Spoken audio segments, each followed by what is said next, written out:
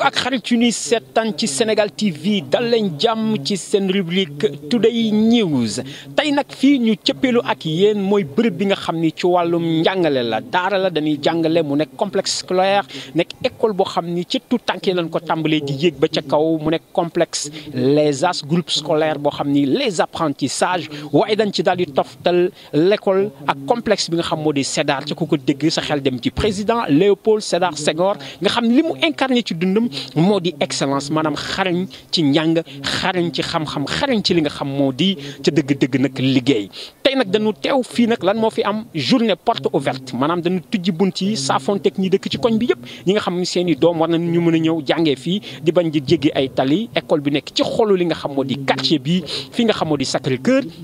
kon nag waxtaan wi dañ koy wéyale ci biir ka nekk ci yoonu moo ne xëy yu bale ci képp kuy wàcc yoon doo teel ci dëkk fi ngay mujjee mooy fii fan la fii nag mooy complexe scolaire les as ñu am waxtaan ak ñi nga xam ne ñoom ñoo ŋànk école bi ñu wax nu lan mooy seen mëbët lan mooy seen motivation lu ne ci seen kanam loolu nag ak Sénégal TV kon nag mbokk ak xarit yi ñuy sataan bismillah.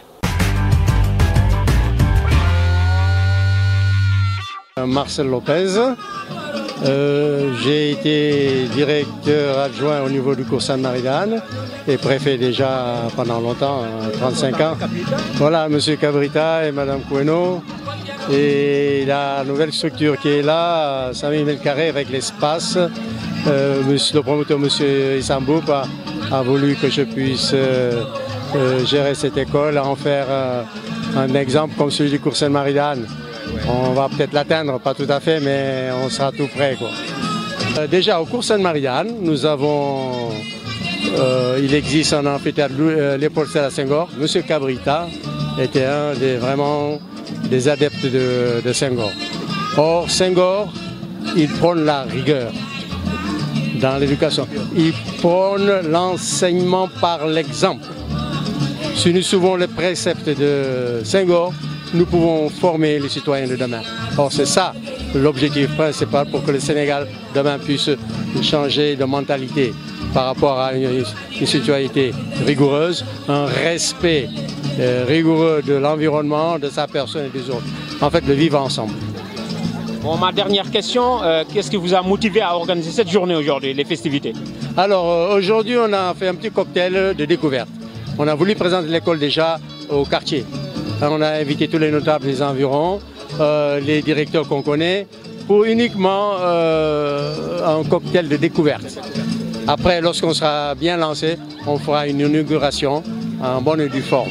Voilà. Je vous remercie, M. Lopez. Merci. Je suis la directrice de l'école maternelle apprentissage, qui est une rubrique du groupe scolaire Les As. Les As comme A comme apprentissage et S comme Sédar. Sédar, c'est le collège et l'élémentaire et le préscolaire, c'est l'apprentissage. Voilà. Donc, quand on entre, ce qui nous frappe en premier, c'est le nom de l'ex-président du Sénégal, le président Léopold Sédar Senghor. Lan moo indi ngeen porter seen choix si turam moom. Parce que il reste, il demeurera tout le temps une référence pour nous. Nous qui l'avons connu et pour les générations futures. Et surtout pour ces générations futures. Pour toutes les valeurs qu'il a eu à inculquer, des valeurs qu'il a eu à défendre, je pense qu'il mérite que l'excellence porte son nom. Mais... on voit qu'aujourd'hui c'est une journée genre découverte, porte ouverte, découverte. Lan moo sabab loolu, qu'est-ce qui vous a motivé à organiser cette journée? Alors, on vient juste d'ouvrir, c'est un bébé tout court. Alors, on est dans un quartier où on n'est pas encore bien connu. On a fait une journée porte ouverte pour que nos parents d'élèves, nos voisins, les riverains du quartier puissent savoir qu'il y a quand même un nouveau collège qui vient s'ouvrir ici. Et bon, avec l'espace, enfin, ils vont découvrir d'eux-mêmes l'espace qu'il y a, le corps professoral et tout. On voudrait vraiment commencer ici une école d'excellence. Ma dernière question, vous êtes la directrice donc de la maternelle. Qui dit maternelle dit enfant. Gérer des enfants, yor xale yombul. Ça demande du savoir-faire, beaucoup de patience, beaucoup de générosité. Nak nga leen di gérer xale yi? Je crois que c'est ma deuxième passion, la petite enfance. Je l'ai toujours aimé. C'est un milieu dans lequel je suis depuis très très longtemps. Et je crois que pour ceux qui me connaissent, ils savent que j'adore les enfants. C'est le seul milieu où je me sens vraiment à l'aise. Alors, pour le reste, c'est juste pédagogique. Bon, c'est un suivi. Nous sommes tous des mamans avant d'être des enseignantes. Et cette fibre maternelle nous aide souvent à aider les enfants à grandir un peu. C'est des tout petits bouts de chou qu'on aide seulement à grandir. Comme disait Charles Baudelaire, chaque enfant qu'on enseigne est un homme qu'on gagne. laaj nga ma question bu jafe ndax nag pour wax dëgg rek lii du sama métier daanaka mën naa wax ni xawma ci dara sax xam nga li ñuy wax dama ci dugg par défaut sama sœur moo amoon terrain ma ni ko saa yoo amee benn projet ñu bokk ko ñu def dara mu ni man enseignement moo ma neex ma ni ko indil terrain bi man ma indi capitaux yi ñu wut loo xam ni mën nañ ko def ñu boole ko du jëriñ ñu jëriñ njaboot gi jëriñ waa kër gi jëriñ it ngir gi mooy ñëpp ñi nga xam ni dañu bëgg a am xam-xam looloo tax ma dugg ci fii école bi en fait ñaari partie la am na partie boo xam ni démarré na daaw ñu tuddee ko apprentissage bi ñu ko tuddee dawal ko ba ci yàgg daal di ni waa mais ñun bu ñu dépassé apprentissage apprenti day màgg ñu ni léegi kon dootul doon apprenti bu demee ba nga xam ni passé na apprenti il faut mu xam ñu am foo xam ni mën na fa jëm ñu ni waaw kon nag nañu def benn académie ci wetam académie boobu ñu tuddee ko académie Sédar Senghor Léopold Sédar Senghor kenn dootu ko présenté rawatina fii ci Sénégal lu tax ñu tuddee ko Sédar parce que dañu bëgg école bi mu jóge ci petite moyenne grande section bi jaar CICP jaar élémentaire jaar ci secondaire bi nga xam ni moom la ñu def mais dañu namm mu dem ba nekk benn école professionnelle boo xam ni ña fay jànge bu ñu jeexalee seen cursus ñooñu ñu ngi leen di décerner ay Sédar loolu moo tax ñu tuddee ko académie Sédar donc li ñuy junj daal mooy jóge ci apprentissage bi dem ba ka nga xam ni dinañ ko jox dinañ ko graduer en Sédar waaw loolu mooy projet bi. gratification bu ñu koy jox. mu nekk benn gratification waaye ñun li ñu am en plus mooy d'abord dañu nekk ci quartier bi gis ngeen quartier bi. quartier bi am na nu mu tollool mu nekk ni aussi ci biir quartier bi ba tey jii amagul ay ñoo xam ni dañuy jël en charge ñi nga xam ne ñu ngi nekk 6e 5e 4e ak 3e xale yi fi nekk bu ñu jógee primaire rek dañuy tëb di jàll tali bi di dem ci yeneen quartier yi wala yeneen écoles yi ñu ne ñu jëkk a jël en charge ñooñu nga xam ni ñoom ñooy waa 6e 5e 4e 3e loolu moo tax ñu daloo lii suñu plus mooy gis ngeen ci gannaaw dafa am terrain boo xam ni bu rëy mi ngi fii terrain boobu ku ma xam-xam ni man liñ ma gën a xamee mooy ci wàllu sport rawatina ci tennis dañ fi bëgg a def benn académie boo xam ni day am benn complexe multisport dina am tennis dina am football dina am basket dina am handball dina am volleyball mais surtout li ci gën mooy dañuy def formation te li tax gis nga académie boobu dañ ko bëgg a def benn académie d'excellence moo tax bu ngeen visiter classe yi di ngeen xooli classe yi du ñu dépasser benn yoon 15 élèves waaw moo tax ñu bëggoon à partir du 3 octobre ñu ubbi ko moo tax ñu woo tey waa quartier bi pour wax ak ñoom tey visiter xam nga am na ñoo xam ne dañuy def portes ouvertes mais portes ouvertes quelquefois visite froide lay doon nit ki day ñëw rek xool ni dem naa ñun nag dañ bëgg a toog léegi waxtaan ak ñoom échanger ni leen nii lañ na ma dem est-ce que yéen méngoo na ak li ngeen bëgg bu méngoowul am nañu toute une classe parce que 4 classes rek la ñuy utiliser am nañu yeneen 2 classes yu disponible amaat 6 ci kaw ñu waxtaan ak ñoom pour ñu seet lan lañ mën a def. complexe bi mooy académie Sédar dañ ko ubbi pour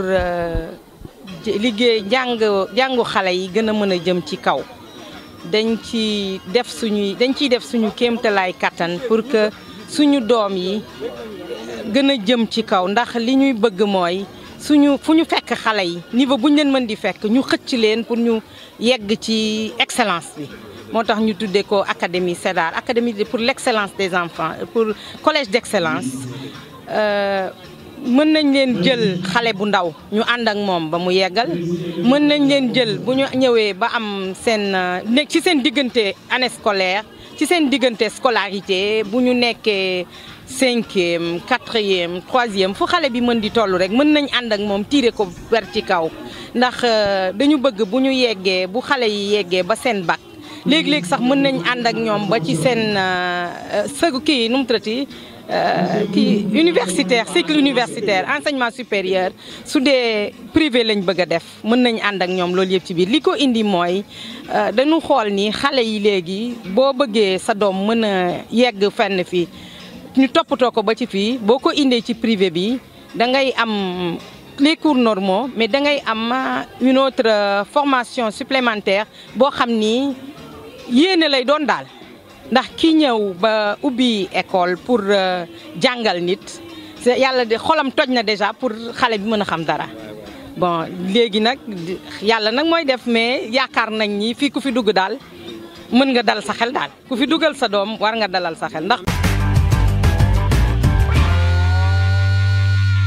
Sénégal TV moom seetaan naa leen bu du benn du ñaar neex nañ baax na parce que déjà li ma leen gis yëpp ñuy présenté daf may attiré fu ma leen gisee ñu def benn image seen benn image vraiment dama ciy jànge lu bari bu dee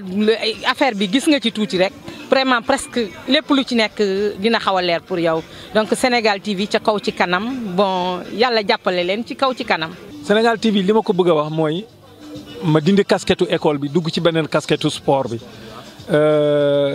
dañuy wut ci wàllu sport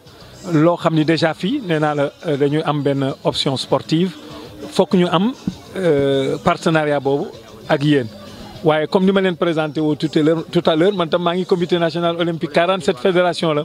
li ma bëgg mooy ginnaaw école bi ngeen jàppale tamit sport bi te bu dee loolu mën ngeen sukkandiku ci comité olympique mu boole leen ak 47 fédération yëpp ku am événement ñu xool lan la ñu mën a def ak yéen donc partenariat bi ubbeeku na fii ci école bi waaye du yem fii rek day door fii mais man dama bëgg ñu yokk ko ba passé ko ba dem ci sport dem ci tennis bi nga xam ne man moom laa yore dem ci tamit ba comité olympique mooy 47 fédération yi voilà. incha allah dina am. ben kontaan si ñoom vraiment di leen remercier si seen déplacement ñu ñëw ba fii vraiment et li ñu bëgg mooy ngeen nekk suñu partenaire privilégié c'est-à-dire que ne lu ñu xewle ngeen nekk ci lu ñu nekk ngeen nekk seeg ñun loolu la ñu bëgg yéen yéen suñu premier partenaire te loolu duñ ko gaaw a fàtte.